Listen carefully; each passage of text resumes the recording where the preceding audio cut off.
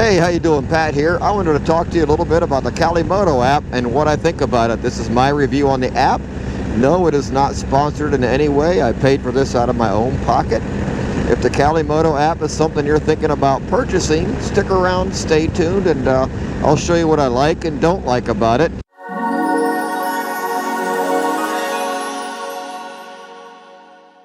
Let me start out by saying I am using the Calimoto app on an Android device. It is Apple compatible too. I have a TriplTek 8-inch tablet here that I'm using as my GPS / media center, whatever you want to call it. I have the app right here. Single press, comes right up. And that is how you see the screen boot up. I do have the orientation locked right now in this, what's that called, landscape. But it will go either way if you'd like to have your things mounted vertical instead of horizontal, so that will work for you. And before I show you anything else on this, let me just say one thing about the customer service experience emailing back and forth. I believe this app is out of Germany. If not, I will put something on the screen to correct myself. So there's always an overnight lag between email correspondence. But anyway, I had some questions about how this worked, if it would do what I want, or if I was just stuck that that's just the way the software works. And it was a little bit of both of my questions. But one of the first things I want to touch on here is this screen right now, because I am not using it to actively navigate or record my ride or anything. I don't have cell service now, as you can see, so that's freaking it out. We're going to come back to that later though, because I do ride a lot of places where I have no cell reception. I have downloaded the offline map, so they're all already stored on here. Oh wow, sorry for that glare, holy moly. Let me come back to this. Alright, I have cell reception back again. That was just a short window, but that's another topic here for this, but I want to start out with the beginning. Like I was saying before, this screen pops up like this all the time, so you can search for a road or a ride or a route or whatever you want to search for, and that's great and all, but I like to use a GPS a lot of times just to see the map while I'm riding. I may not be at... Shoot, here comes the sun again. I think I picked the wrong time of day and the wrong direction to try to talk about this app with the sun over my left shoulder. But I'm going to try to keep talking to you about it without the major sun glare, so there's going to be some weird interruptions in this video, and I apologize ahead of time for that. Back to what I was saying. This screen pops up so you can search for something, which is great. And up until today, when I started using this, if I would just try to minimize that, it would not minimize that low. It would actually stay up about, let's just say for the Imperial audience, about 3/4 of an inch, and for the metric audience, about 19 millimeters. It would still stay up, which kind of obstructed the view of the map, because like right now, I like to ride with just a map up like that and see my current location in case I'm just doing one of those days where it's random turns that I like to do, that maybe I'll see something on the map that looks like a cool road and I'll just want to make a random turn on it. That's one of the major down points, in my opinion, of this app, and the main reason as of today I will not be renewing my subscription. Well, let me talk a little bit more while we're behind this slow moving whatever that is. I want to talk a little bit more about the customer service. Like I was saying earlier, I emailed the company and they got back with me within a business day. Since we're overseas from each other, I think that's pretty darn good. At the end of the conversations, I explained everything I was wanting, everything I was needing, and what they did and didn't do. That little feature I just showed you about the search bar not going down all the way, I don't know if that's coincidence or what, but that was one of the things I said that really annoyed me about this app, but now it actually goes down all the way. They told me they would take all my concerns and suggestions and things I want and give it over to the software engineers to see if that was something they wanted to implement. So is that coincidence, or was my thoughts actually implemented? If so, that's really cool. Like most of these app-based GPS systems, you can build your route online, and I will show you that later in the video, and then just bring it up while you're out traveling. And probably needless to say, but that only works if you have cell service. So if you know you're going to be in areas where you don't have cell service, you're probably best off to download your apps to some memory card or something you have built in here.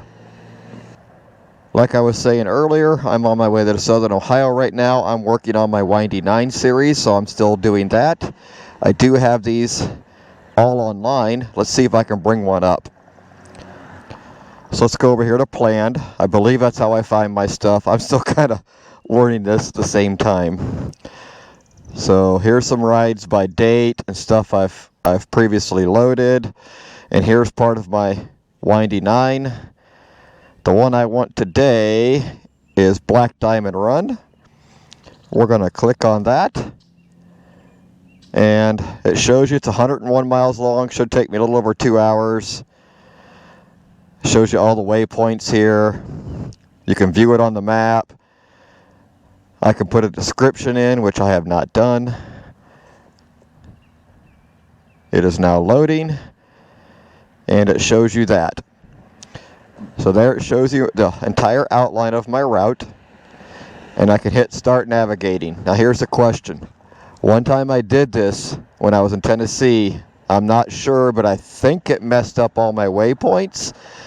But it was one of those, since I wasn't quite as familiar with the area as I thought I was. I'm not sure if it was me or the app. I want to put that out right now. So this, I'm fairly certain of. If we want to zoom in here.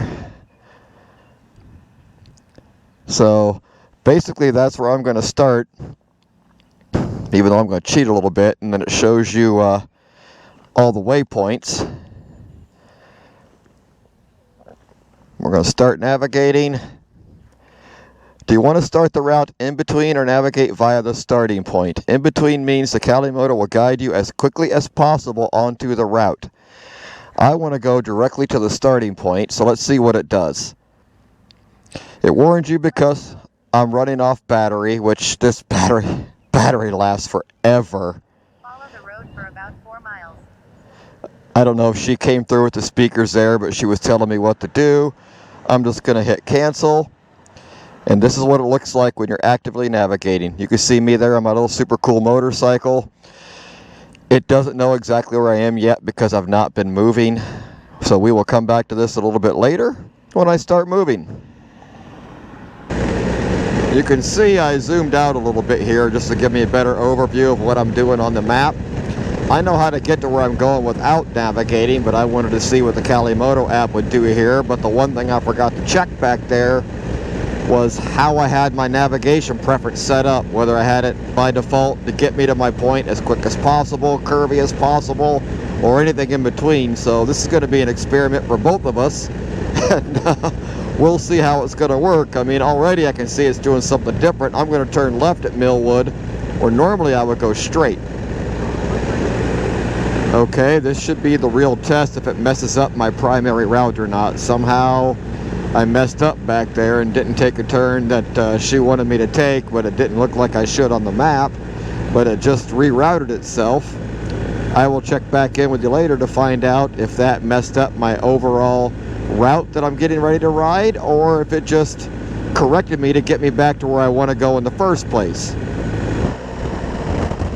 Now there's something I'd forgotten about. Haven't been over here in a long time. The old Longaberger Basket Building. Well, another neat feature of this Calimoto app is when you have the roundabouts, which are not as common here in the US as over in Europe. It does tell you to take the proper exit, which would be exit 2. And Calimoto has successfully gotten me here to Somerset, where I am beginning the route that I wanted to take. Now the real question will be, boy, the guy didn't even look. Did it mess my route up any? Okay, here we are in Somerset, Ohio, where I wanted to start my route, and I must admit Calimoto did a good job of getting me here. I had it set up for a more scenic route, so it took me the long way here, but that's what it was supposed to do. But after looking at my planned route, it did not alter it one bit, which it shouldn't have. So that was a successful test. Now let's go to the computer and see how to do some of the stuff on the PC. At least here from the US, this is what it looks like when you log into Calimoto's website. You can see that Patch Travels is already logged in. I have 17 rides. You have Trip Right, Planner, Rides, Caliblog. If you go to Rides,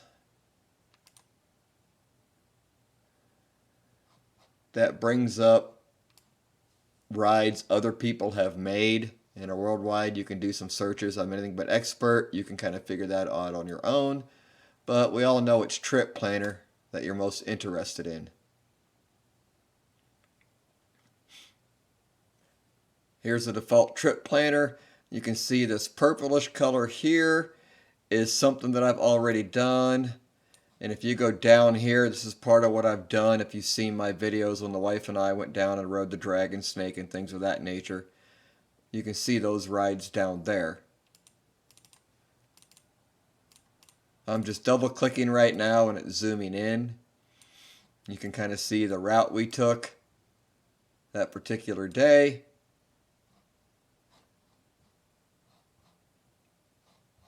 If you want to do a trip planner, you have your settings here, which you can go through all this yourself. I prefer miles, even though it never stays that way. It says it will, but for whatever reason, it doesn't work for me. Maybe it's just the way I have my system set up. You can import a GPX. You can export a GPX. You can say, I want to start from, I don't know, Columbus, Ohio. There it is, Columbus, Ohio. And let's just say we want to go to, well, since it's right there, almost in the middle of the screen, how about Gatlinburg? Just start typing. And there it pops up. Now it's going to give you the calimeter. That's just, I don't know, one of those little cool factors, I guess. I don't know. We'll hit OK. If you go over here to the right, you have this little curve. Click on it. If you want twisty route, you click on that. It's going to redo it for you. It will show you it's 575 miles, and it gives you a rough outline of the route you're going to do. If you would rather take the fastest big road route, it takes a few seconds, but it will do that for you also. Now we're down to basically 394 miles, or anywhere in between. Let's click on that. We can hit the plus here and just zoom in somewhere. And it's going to show you all the different roads it's taking. So it's a pretty neat little piece of software. If you go down here where I've already done a couple of rides, these purple rides correlate to a couple of the videos that I've already done. We can go to my rides down here. Let's see, what was the most recent one I just did? Black Diamond Run right here. So if we click on that, it brings up the Black Diamond Run that I had just done yesterday, as a matter of fact, which is kind of neat. Shows you here this black arrow where I started, my waypoints. The purple over here is the Rim of the World route that I did already. Everything over here is a route that I have personally made or imported.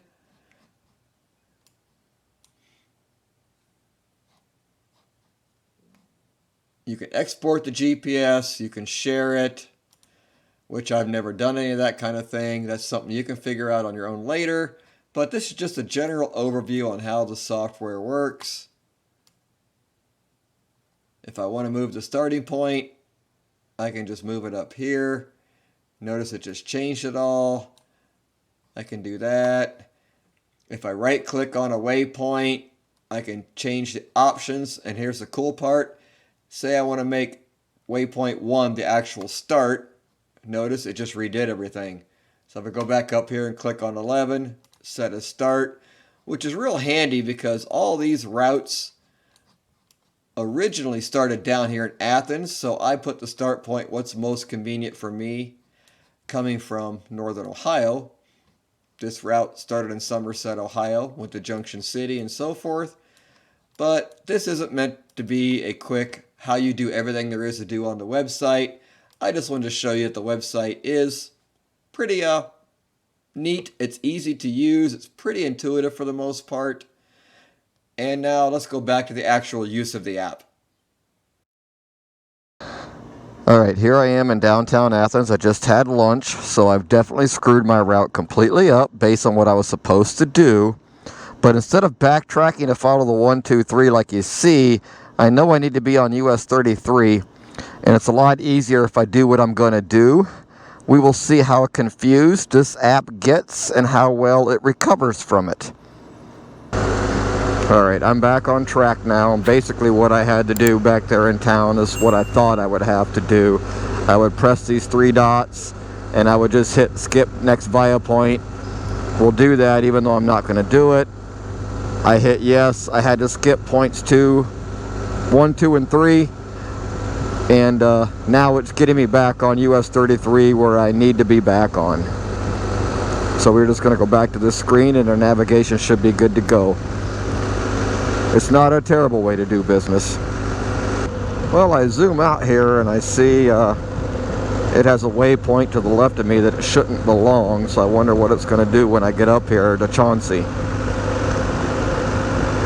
I may have to skip that one also. Yes, like I thought, I had to skip that waypoint. It was going to try to have me go back to waypoint 1. So unfortunately, I don't know if that's just the way the software works or if there's a way to automatically skip waypoints when you miss them like that, but I guess that's just a minor inconvenience of the system, so it's not all bad.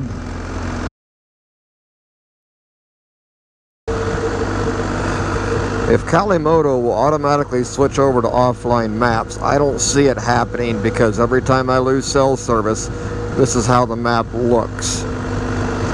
I know I can go into my profile and turn it on, but I don't know if I can do it while actively navigating or recording. I'm going to figure that out. Alright, I have no internet. I stopped recording my ride. I went over and manually turned on offline maps, and as you can see, it's working. We have no internet connection. It keeps complaining about that. So if there's a way for it to automatically do this, someone please put something in the comments. If not, Calimoto, that's something else you need to fix.